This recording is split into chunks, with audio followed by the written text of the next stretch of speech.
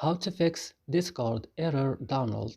Today guys, I have the solution how to fix and solve this problem. Just watch this video till the end. So let's start. So first you have to go and open the settings of your phone.